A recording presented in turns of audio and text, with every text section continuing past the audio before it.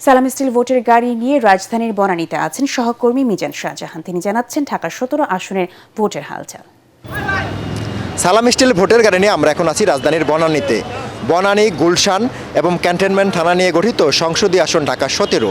এই আসনে বিএনপির প্রার্থী হিসাবে লড়ছেন দলটির চেয়ারম্যান তারেক রহমান। অন্যদিকে ১১ দলীয় জোটের প্রার্থী হিসাবে রয়েছেন জামাতের ডাক্তার এস.এম. খালিদুজ্জামান। এই দুজনের মধ্যেই তীব্র লড়াই হবে বলে এখানকার ভোটাররা আমাদের জানিয়েছেন।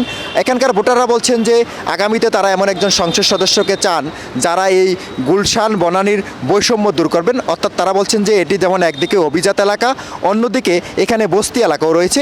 যদি এরই মধ্যে দুই প্রার্থী আশ্বাস দিয়েছেন যে ক্ষমতায় আসলে তারা নির্বাচিত হলে এ সমস্ত সমস্যার সমাধান করা হবে, বস্তি এলাকাগুলোতে এখানে আবাসিক ভবন তৈরি করে দেওয়া হবে এবং তার মাধ্যমে পুনর্বাসন করা হবে। এখানকার ভোটাররা বলছেন যে এখানে গ্যাসের সমস্যা রয়েছে, পানির সমস্যা রয়েছে, এসব সমস্যারও একটা স্থায়ী সমাধান করতে হবে। এজন্য তারা অপেক্ষায় আছেন। তারা বলছেন যে ১২ই ফেব্রুয়ারি যে নির্বাচনটি হবে সে নির্বাচনটি যেন উৎসবমুখর হয় এবং অংশগ্রহণমূলক হয়, সেটি তাদের চাওয়া। তারা চাচ্ছেন যে এখন পর্যন্ত যে শান্তিপূর্ণ পরিবেশ বজায় রয়েছে এটি যেন শেষ পর্যন্ত বজায় থাকে। অর্থাৎ তারা একটি শান্তিপূর্ণ নির্বাচনের প্রত্যাশা করছেন, যার মাধ্যমে সত্যিকার অর্থে একটি উদাহরণ তৈরি হবে ঢাকার এই ১৭ আসন থেকে।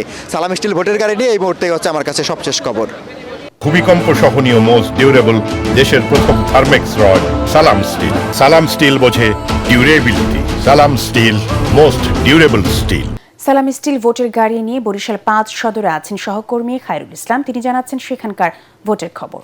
সালাম স্টিল ভোটের গাড়ি নিয়ে আমি এই মুহূর্তে রয়েছি বরিশাল কাশীপুর এলাকায়। এটি বরিশালের ৫ আসনের অন্তর্ভুক্ত। কাশীপুর এলাকায় সবচেয়ে বড় যে সমস্যা সেটি হলো যোগাযোগের ব্যবস্থা।